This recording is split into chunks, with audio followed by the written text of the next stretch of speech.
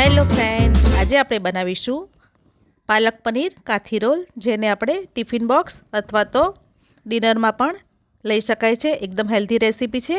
જેના માટે આ ધોયેલી સરસ પાલક લીધી છે. એને આપણે હવે બોઇલ કરી લઈશું. જેના માટે મીઠું ગરમ પાણીમાં એડ કર્યું છે અને પાલક ઉમેરી લઈશું. પાલકને આપણે બહુ વધારે કૂક નથી કરવાની, બસ ખાલી થોડી પાર બોઇલ કરવાની છે, જેના કારણે તેનો કલર ડાઉન ના થાય. હવે આ પાલક બફાઈને તૈયાર છે. હવે આપણે ઠંડા પાણીમાં તેને લઈ લઈશું. ઠંડા પાણીમાં રાખવાથી તેનો કલર જળવાઈ રહે છે. હવે આપણે તેને એક મિક્સર જારમાં તેની પ્યોરી તૈયાર કરી લઈશું. અને આ ઘઉંનો ઝીણો લોટ લીધો છે રોટલીનો, તેનો હવે આપણે પાલકની પ્યોરીથી લોટ બાંધીશું. જેના માટે આ મોણ માટે તેલ લીધું છે, મીઠું મિક્સ કરી લઈશું બધું, અને જે આપણે પાલકની પ્યોરી તૈયાર કરી હતી એ ઉમેરીશું અને એ પ્યોરીથી આપણે લોટ બાંધીશું. થોડું પાણી ઉમેરીશું.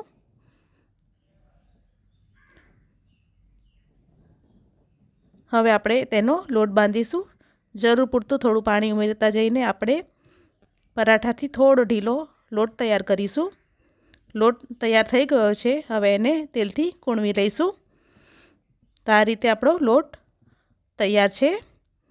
હવે માટેની સામગ્રી છે પાલક, પનીર, કેપ્સિકમ, ડુંગળી, કોર્ન, લસણ, ચીલી ફ્લેક્સ, મરીનો ભૂક્કો, મિક્સ હર્બ્સ, ટોમેટો કેચઅપ, મીઠું. હવે એક પેનમાં તેલ ગરમ કરવા માટે મૂકીશું. એની અંદર ઝીણી કટ કરેલી લસણની કટકી એને સાતળવા દઈશું.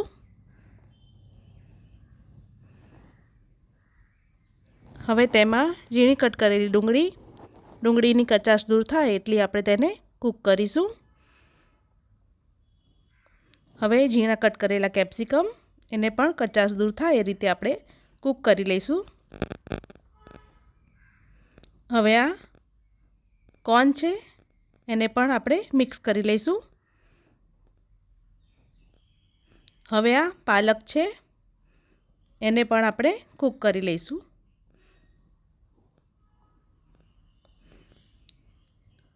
મરીનો ભૂક્કો, ચીલી ફ્લેક્સ, મિક્સ હર્બ્સ, સ્વાદ પ્રમાણે મીઠું,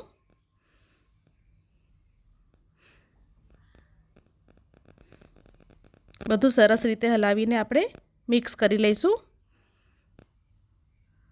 હવે આ મારી પાસે કોરિયન ચીલી પાવડર છે, એ મેં ઉમેર્યો છે, પણ એની જગ્યાએ લાલ મરચું પાવડર પણ લઈ શકાય છે. એ ઉમેરીને આપણે મિક્સ કરી લઈશું. તીખાશ માટે મેં આ મરચાંનો ઉપયોગ કર્યો છે. હવે ટોમેટો કેચઅપ ટેંગીનેસ માટે,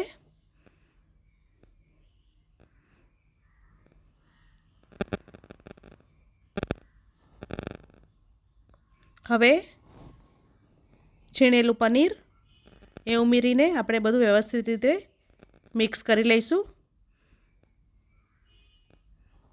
એકદમ સારી રીતે આપણે હલાવી લઈશું. હવે આ સ્ટફિંગ તૈયાર થઈ ગયું છે, એટલે ગેસની ફ્લેમને આપણે બંધ કરી લઈશું. અને હવે આપણે સ્ટફિંગને સાઈડ પર રાખી લઈશું અને નેક્સ્ટ પ્રોસેસ કરીશું. તો આ રીતે આપણું સ્ટફિંગ તૈયાર છે. હવે આપણે તેને સાઈડ પર રાખી લઈશું. હવે જે આપણે પાલકની પ્યોરીથી લોટ બાંધ્યો હતો એના આપણે પરોઠા તૈયાર કરી લઈશું.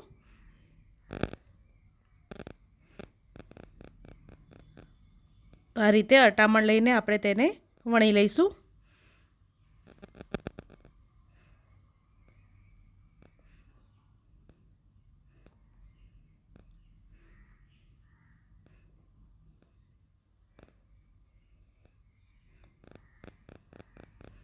આટલી થિકનેસના આપણે પરોઠા વણવાના છે.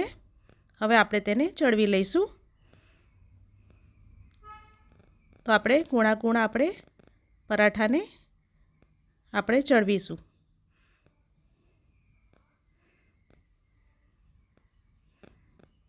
હવે બટરથી તેને આપણે શેકી લઈશું.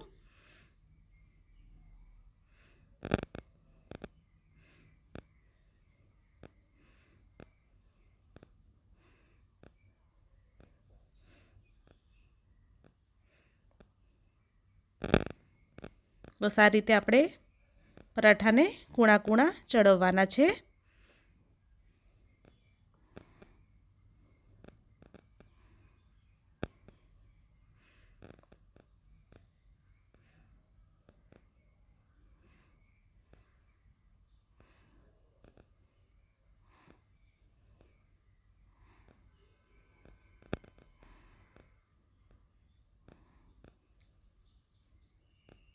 હવે આપણે આ પરાઠું તૈયાર છે.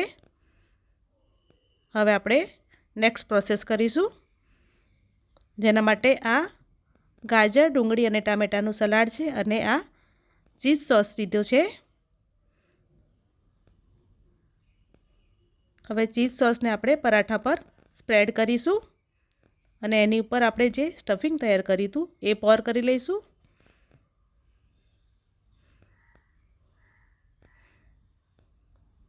આ રીતે આપણે બધું સ્ટફિંગ તૈયાર કરીશું.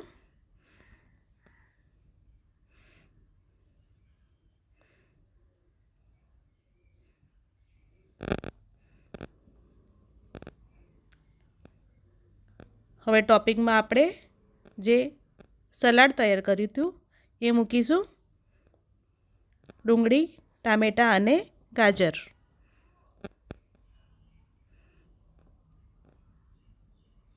હવે આપણે રોલને સીલ કરી લઈશું. આ રીતે આપણે રોલ વાળી લઈશું અને આપણે જો રોલ ટિફિન બોક્સમાં આપવાના હોય તો આપણે તેને ટૂથપીકથી સીલ કરીશું.